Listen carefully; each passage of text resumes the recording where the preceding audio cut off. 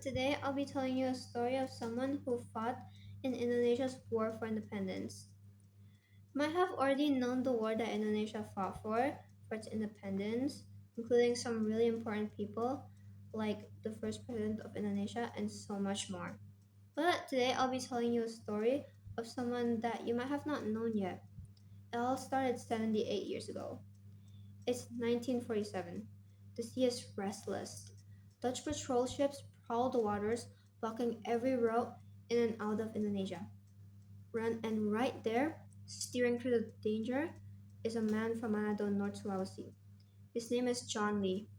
John Lee was born on March 9th, 1911. Before the war, he worked as a ship navigator on a Dutch merchant vessel, guiding cargo ships safely across the seas. But when Indonesia called for freedom, he traded the safety of trade routes and for the danger of revolution. He joined the Kesatuan Rakyat Indonesia Sulawesi, a local militia group. Soon, the Marine division of this group became a part of the Indonesian Navy. At first, John was stationed in the naval harbor of Jilalap, Java, but his skills and determination were impossible to ignore.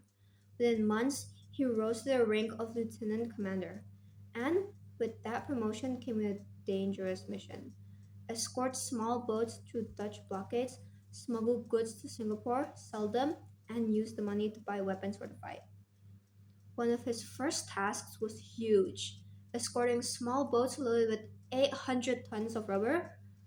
The Dutch had ships everywhere, watching the waters around Singapore. If caught, the mission would fail and lives would be at risk. The boats John commanded weren't warships either. They were small coastal boats, meant for the calm waters, not the open seas. But with skill, courage, and a little luck, he guided them through the waves and enemy patrols. His favorite vessel was the speedboat named Outlaw.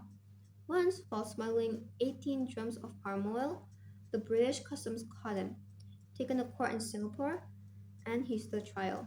But he walked free because he had not broken any British laws. Another time, the outlaw carried semi automatic weapons.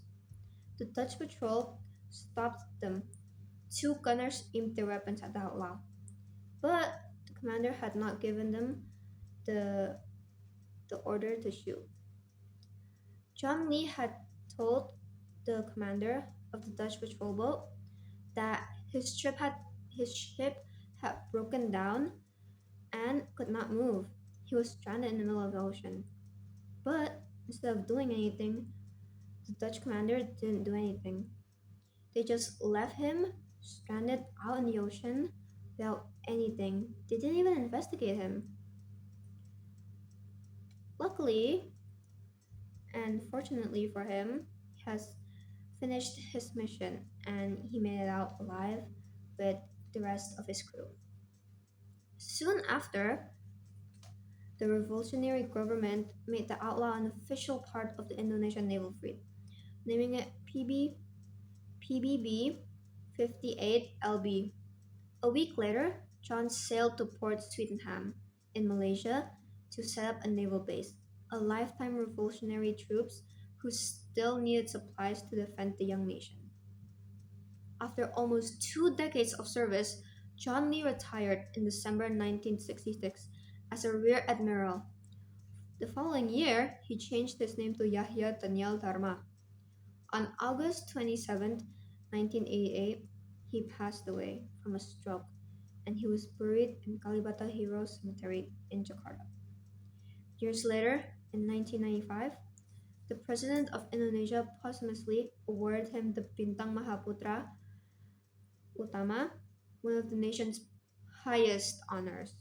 Today, we remember him as an Indonesian national hero, a man who risked everything, not for fame, not for glory, but for the freedom of his own country.